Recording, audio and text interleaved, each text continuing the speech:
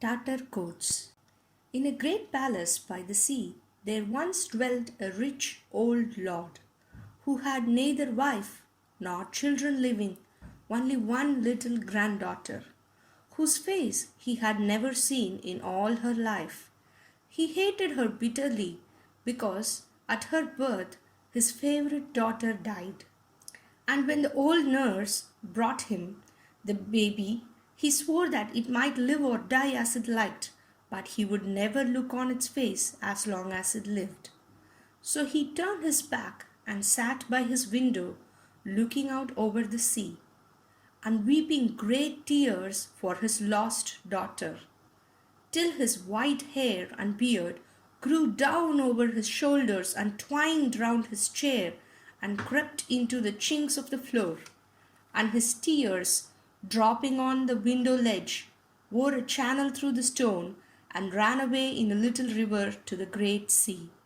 Meanwhile, his granddaughter grew up with no one to care for or clothe her. Only the old nurse, when no one was by, would sometimes give her a dish of scraps from the kitchen or a torn petticoat from the rag bag, while the other servants of the palace would drive her from the house with blows and mocking words, calling her Tattercoats, and pointing to her bare feet and shoulders till she ran away, crying to hide among the bushes. So she grew up with little to eat or to wear.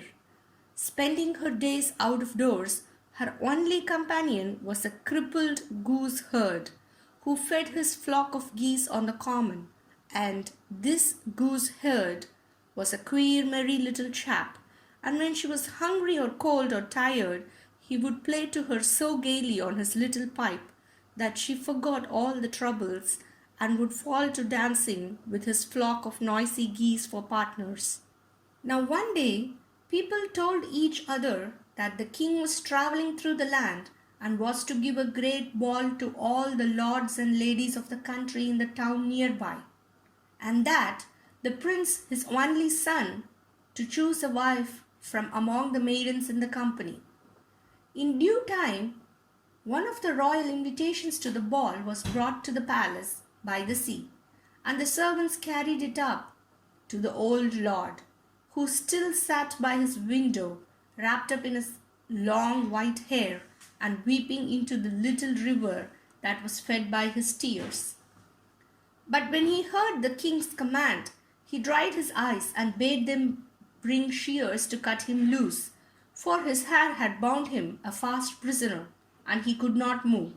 And then he sent them for rich clothes and jewels, which he put on, and he ordered them to saddle the white horse with gold and silk, that he might ride to meet the king.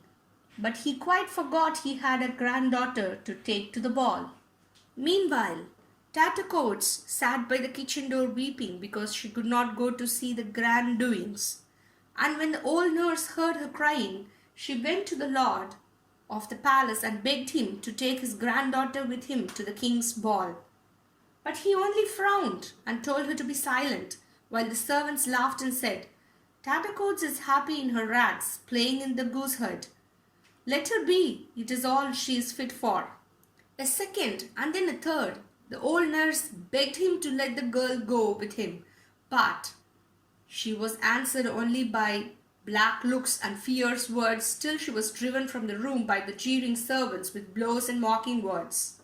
Weeping over her ill success, the old nurse went to look for Tattercoats.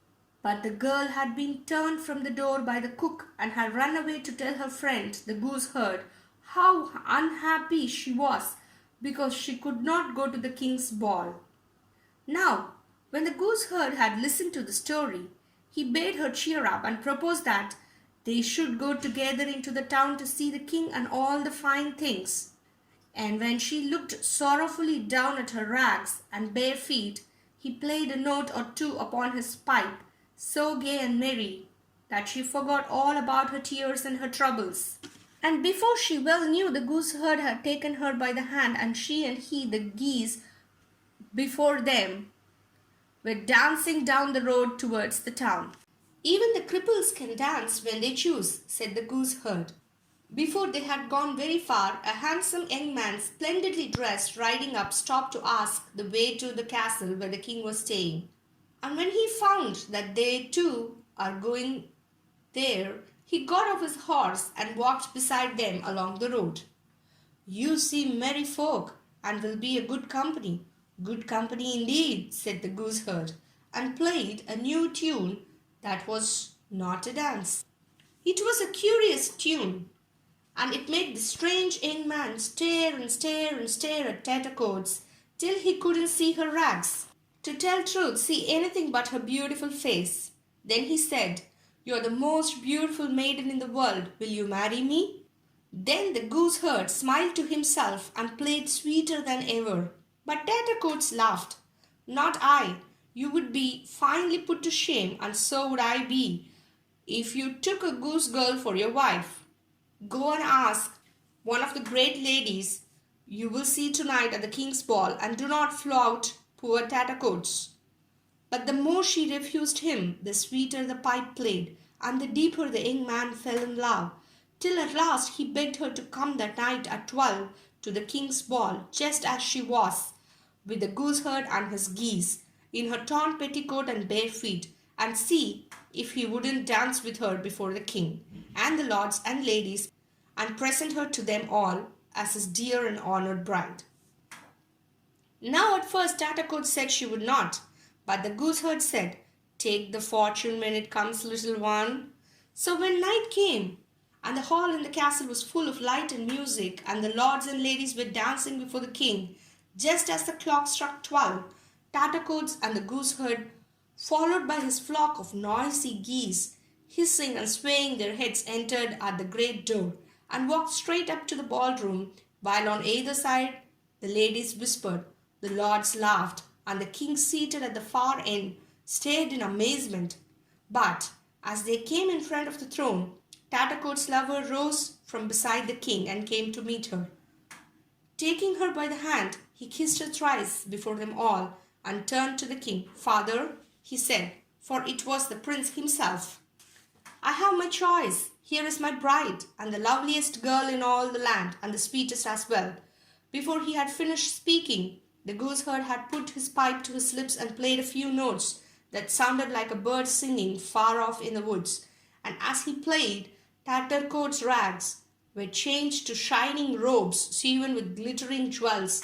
A golden crown lay upon her golden hair, and the flock of geese behind her became a crowd of dainty pages bearing her long train. And as the king rose to greet her as his daughter, the trumpets sounded loudly in honor of the new princess, and the people outside in the street said to each other, "Ah, now the prince has chosen his wife, the loveliest girl in the land." But the gooseherd was never seen again, and no one knew what became of him. While the old lord went home once more to his palace by the sea, for he could not stay at court when he had sworn never to look at his granddaughter's face. So there he still sits by his window, if you could only see him, as you may some day, weeping more bitterly than ever, and his white hair has bound him to the stones, and the river of his tears ran away to the great sea. The end.